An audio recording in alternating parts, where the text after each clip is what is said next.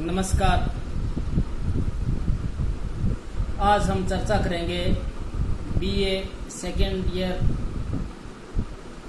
के second paper Bharat की राज्य व्यवस्था।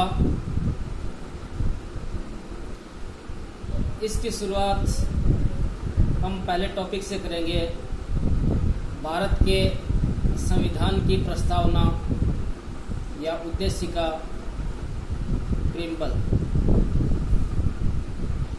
पहले वीडियो में परिचय में बताया गया था कि बीए सेकेंड ईयर में 2 पेपर हैं।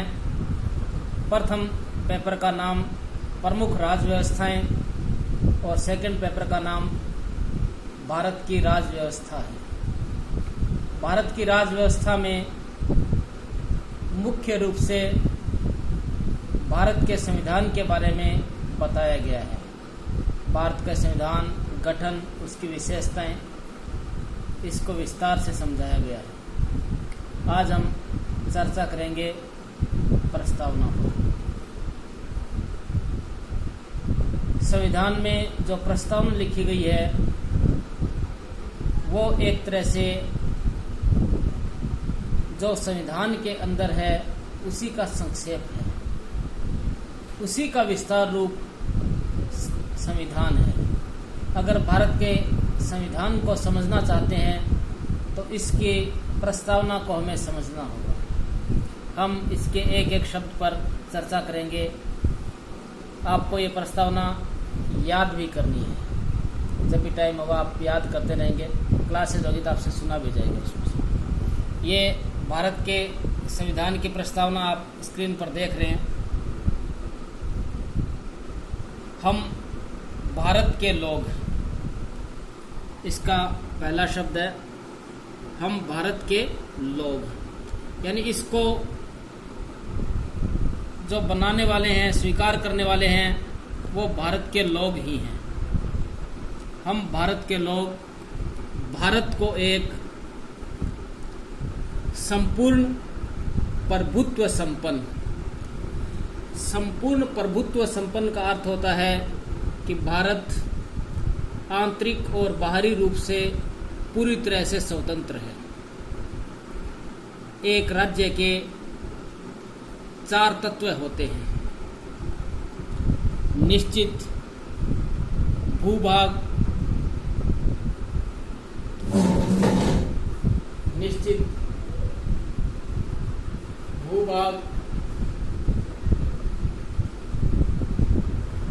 जनसंख्या,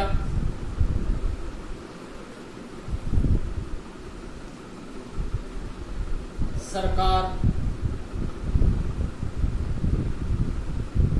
व संप्रभुता।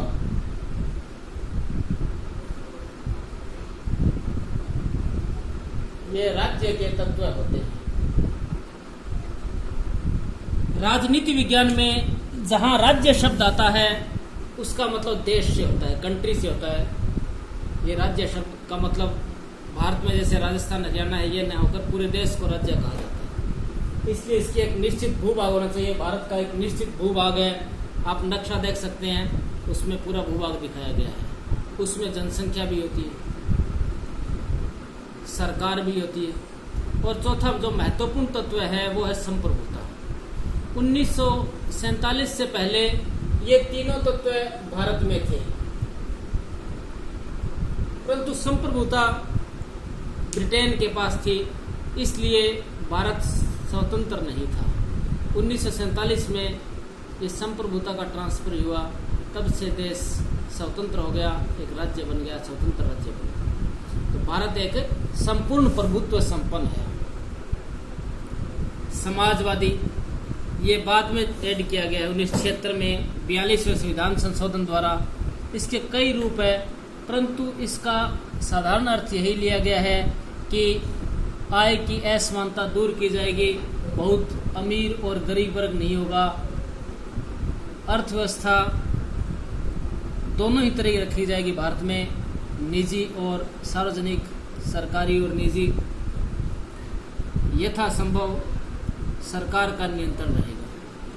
पंथ निरपेक्ष, सेक्युलर, उसका शब्द धर्मनिरपेक्ष भी है। यानी धर्म के मामले में भारत तटस्थ रहेगा, सभी धर्म समान होंगे और राज्य का कोई विशेष धर्म नहीं होगा। भारत में इसमें विभिन्न धर्म है, इसको मौलिक अधिकारों में भी रखा गया है, धार्मिक स्वतंत्रता दी गई है अनुच्छेद 25 से 28 में। लोकतंत्रात्मक, भारत में लोकतंत्र है। लोकतंत्र भी 3 प्रकार का होता है, सामाजिक, आर्थिक और राजनीतिक। राजनीतिक रूप से चुनाव होते हैं, आर्थिक रूप से भी आय की असमानता ज़्यादा न हो, बहुत अमीर और बहुत गरीब वर्ग न हो।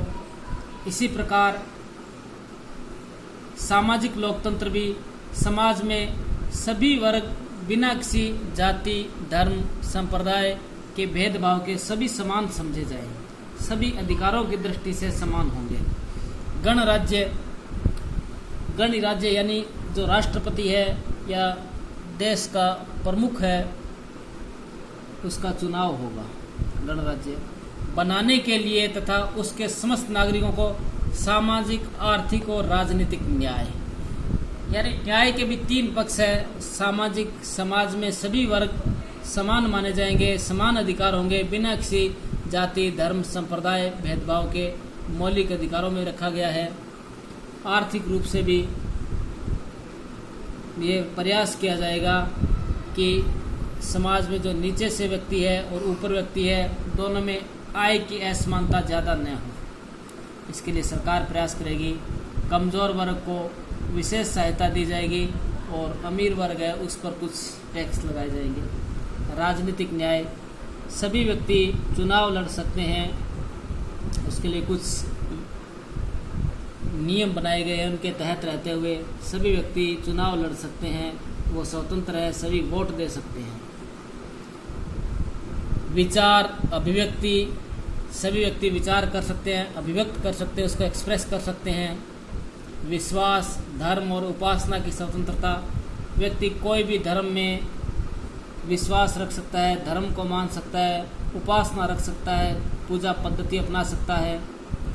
प्रतिष्ठा और अवसर की समता, सभी को प्रतिष्ठा और अवसर की समानता है, समता है तथा करने के लिए तथा उसमें सब व्यक्ति गरिमा और राष्ट्र की एकता और अखंडता सुनिश्चित करने वाली बंधुता बढ़ाने के लिए, अखंडता शब्द भी बाद में जोड़ा गया 42वें संविधान संशोधन द्वारा, दृढ़ संकल्प होकर इस संविधान सभा में आज तारीख 26 नवंबर 1949 ईस्वी मिति माघ सिर शुक्ल सप्तमी संवत 2006 विक्रमी को एतद द्वारा इस संविधान को अंगीकृत, अधिनियमित और आत्मार्पित करते हैं। यानी संविधान पर जब हस्ताक्षर किए गए थे तो 26 नवंबर 1949 की तिथि दिनांक इसके अंदर लिख दी गई, परंतु लागू हुआ कब? 26 जनवरी 1950 को। तैयार हो गया था 26 नवंबर 1949 को। तो इस दौरान जो देश का शासन चला, प्रशासन चला, वो 1935 के अधिनियम से चला और इसके भी काफ़ी सारे जो अनुच्छेद है उसी समय लागू हो गए थे। वो बाद वाले चैप्टर में, वीडियो में हम समझाएंगे उसमें से। तो इस संविधान को अंगीकृत, अधिनियमित, अपने ऊपर लागू, आत्मार्पित करते हैं, इसको स्वीकार करते हैं। कौन करते हैं? हम भारत के लोग, यानी भारत के लोगों की तरफ से इसको स्वीकार किया गया है, अपने ऊपर लागू किया गया है। इस प्रस्तावना को आपको सभी को याद करना है, इसके लिखे बिल्कुल इसमें शब्दों का अंतर नहीं आना चाहिए। इसमें 4 घटक हैं। यह इस बात की ओर इशारा करते है कि संविधान के अधिकार का स्रोत भारत के लोगों के साथ में निहित है। यानी हम भारत के लोग शब्द से ही पता चलता है कि भारत, यहाँ अधिकारों का स्रोत भारत के लोग हैं। यह इस बात की घोषणा करता है कि भारत एक समाजवादी, धर्मनिरपेक्ष, लोकतांत्रिक और गणराज्य है। समाजवादी भी है, धर्मनिरपेक्ष है, पंथ निरपेक्ष शब्द प्रयोग कर सकते हैं। इंग्लिश में एक ही वर्ड है सेक्युलर। लोकतांत्रिक और गणराज्य है। सभी व्यक्तियों के न्याय, स्वतंत्रता, समानता को सुनिश्चित करता है। राष्ट्र की एकता और अखंडता बनाए रखता है, बढ़ावा देता है। 26 नवंबर 1949 को अपनाया गया है। इस दिन हम संविधान दिवस भी मनाते हैं। 26 नवंबर को संविधान दिवस भी मनाया जाता है। 26 जनवरी को गणतंत्र दिवस मनाया जाता है, परंतु ये 26 नवंबर को भी संविधान दिवस मनाने की शुरुआत की गई। संप्रभुता, सॉवरेंटी, जैसे बताया गया कि भारत पूरी तरह से स्वतंत्र है। यहाँ कानून बनाने का अधिकार जो है व्यवस्थापिका या विधायिका के पास है और पूरी तरह से बाहरी और आंतरिक रूप से स्वतंत्र है। समाजवादी, जैसे ऊपर बताया गया, 42 में संविधान संशोधन द्वारा जोड़ा गया है। यहाँ एक मिश्रित अर्थव्यवस्था की स्थापना की गई है। इसके समाजवाद के कई रूप है, परंतु यहाँ पर इसको पूरी तरह परिभाषित नहीं किया गया है, पर काफ़ी कुछ इसमें कोशिश की गई है कि सभी लोगों को समान अवसर मिले। धर्मनिरपेक्ष, सेक्युलर, सभी धर्म को राज्य से समानता, सुरक्षा, समर्थन पाने का अधिकार है। मौलिक अधिकारों में भी लिखा गया 25 से 28 में। और धर्म के मामले में राज्य तटस्थ है। भारत में बहुत सारे धर्म हैं, उसमें भेदभाव नहीं किया गया है। कोई व्यक्ति किसी भी धर्म को मान सकता है या किसी भी धर्म को नहीं भी मान सकता, किसी को भी नहीं मान सकता। लोकतांत्रिक यानी लोकतंत्र को अपनाया गया है। पहले देशों में राजतंत्रात्मक व्यवस्था होती थी, जिसमें उत्तराधिकार के आधार पर व्यवस्था थी, परंतु लोकतंत्र का अर्थ है सभी स्तरों पर चुनाव होगा। अंतिम रूप से सत्ता लोगों के हाथ में है। चुनाव के समय वो ट्रांसफ़र हो जाती है, वोट देते हैं, ट्रांसफ़र हो जाती है, परंतु निश्चित समय बाद पुनः चुनाव होते हैं। अंतिम रूप से सत्ता जनता के हाथ में रहती है। गणराज्य का अर्थ भी हुआ कि देश का जो प्रमुख है, भारत के संदर्भ में राष्ट्रपति, उसका चुनाव होता है। वो वंश परंपरा के आधार पर या उत्तराधिकार के आधार पर नहीं होता। न्याय बहुत महत्वपूर्ण तत्व है। इसके तीनों ही प्रकार के बताए गए हैं: सामाजिक, आर्थिक और राजनीतिक। यानी तीनों ही प्रकार से न्याय की व्यवस्था की जाएगी। सामाजिक आधार पर, क्योंकि भारत जैसे देश में बहुत सारी विविधता है, जाति, धर्म, संप्रदाय, क्षेत्र, इन सब के बावजूद सभी व्यक्तियों के अधिकार समान हैं और इस आधार पर कोई अंतर नहीं किया जाएगा। आर्थिक न्याय का अर्थ भी है संपत्ति के समान वितरण से है। ऐसा नहीं हो कि कुछ लोगों के हाथ में बहुत ज़्यादा प्रॉपर्टी, संपत्ति हो और कुछ आदमी की बिल्कुल नहीं हो। राज्य प्रयास करेगा कि संपत्ति का पुनर्वितरण हो, लगभग समानता बनी रहे। राजनीतिक न्याय का अर्थ भी राजनीतिक भागीदारी से है। सभी व्यक्ति चुनाव लड़ सकते हैं, वोट दे सकते हैं।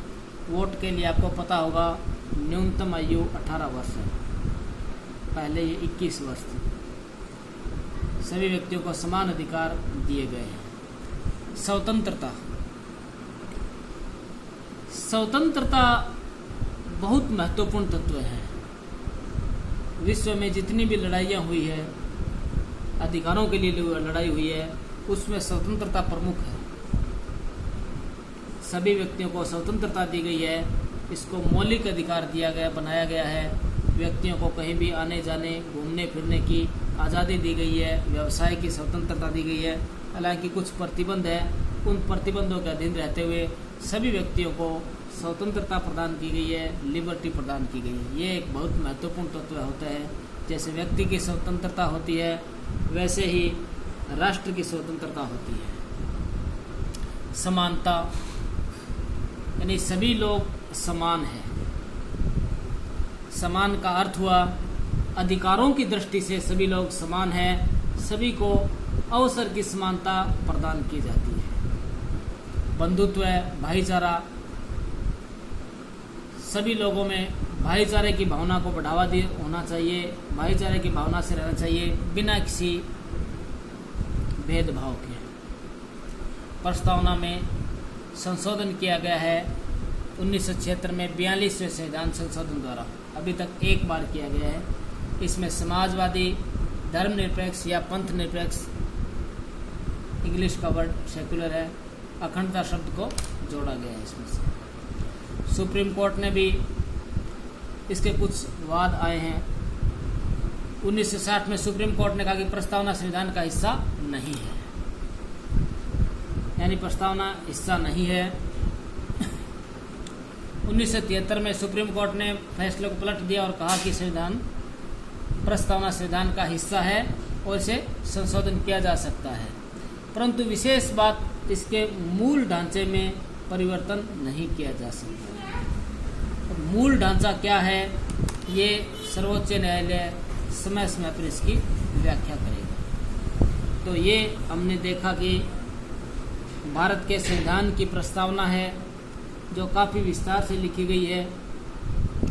सामान्यतः इसमें क्वेश्चन पूछा जाता है।